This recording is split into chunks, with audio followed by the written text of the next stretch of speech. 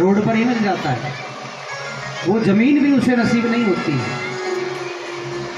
मिल जाए तुझको ये भी नहीं जरूरी। किस वक्त मौत आए, कब खत्म जिंदगी होगी, यूं ही पड़ी रहेगी बेजान लाश तेरी। किससे मिलेगी मिट्टी, किससे मिलेगी मिट्टी, किससे कफन मिलेगा, और ना जाने कौन तुझको कंधा भी दे सकेगा।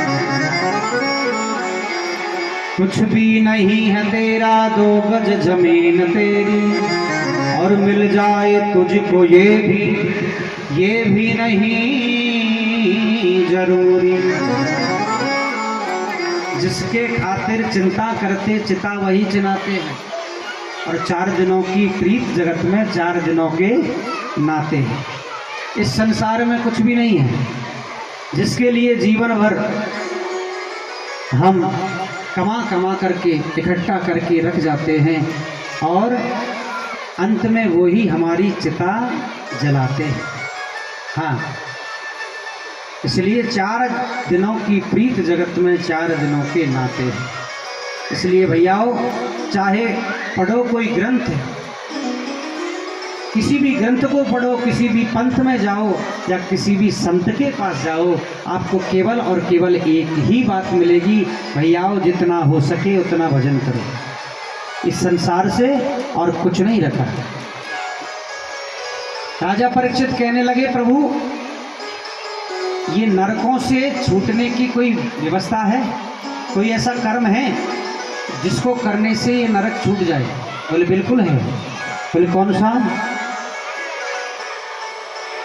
बोले केचित केवलया भक्ता वासुदेव परायणा अदम धुन्वन्ति कार्ष्णेया निहारमिय भास्करा।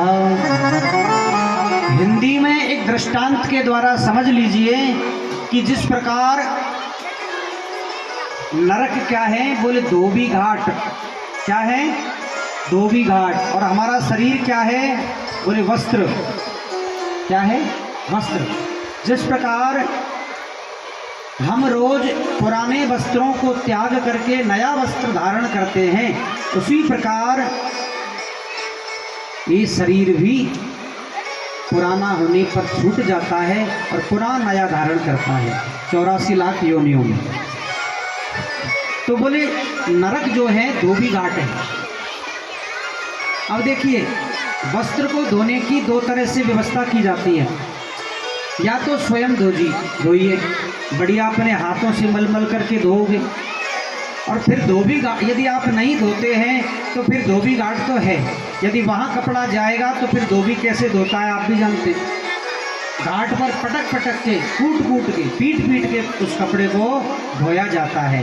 उसी प्रकार यदि आपको उस धोबी घाट से बचना है तो केचित केवल या भक्त्या वासुदेव परायणा, केवल और केवल वासुदेव भगवान का परायण यानी व्रत करिए, भजन करिए और कीर्तन करिए। यानी भगवान नाम का, राम नाम का, कृष्ण नाम का जो साबुन है उससे बढ़िया मलमल करके और इस शरीर को धो लीजिए। इसलिए धोबी घाट पर धोने की जरूरत नहीं पड़ेगी। प्रेम से बोलिए राधे राधे। बोले महाराज कोई ऐसा दृष्टांत है आपके पास, प्रमाण है? बोले बिल्कुल प्रमाण है। बोले एक नगर में एक ब्राह्मण रहता था। उस ब्राह्मण का पुत्र माँ बापों की खूब सेवा करता, अपनी पत्नी के साथ में धर्मपरायण रहता। एक दिन अपने पिता के लिए पूजन के लिए वन से फूल तोड़ करके ला रहा था। झाड़ियों में एक वैश्या को किसी पर पुरुष के साथ में देख लिया और मन खराब हो गया। मैंने कहा था ना, काम को प्रवेश करने के 3 रास्ते हैं। पहला है मुख, दूसरा है आँख और तीसरी है कान। आँखों से गंदा दृश्य देख लिया और मन के अंदर कामना पैदा हो गई, काम भाव पैदा हो गया। दूसरे दिन उस वैश्या के पास में जाकर के कहने लगा कि तुम हमारे साथ में विवाह करो। उस वैश्या के लिए अपनी जो धर्मपरायण जो स्त्री थी उसका परित्याग कर दिया, उसको घर से बाहर निकाल दिया, माँ बाप को घर से बाहर निकाल दिया और उस वैश्या के साथ में उस घर में रहने लगा। पंडिताई करता था।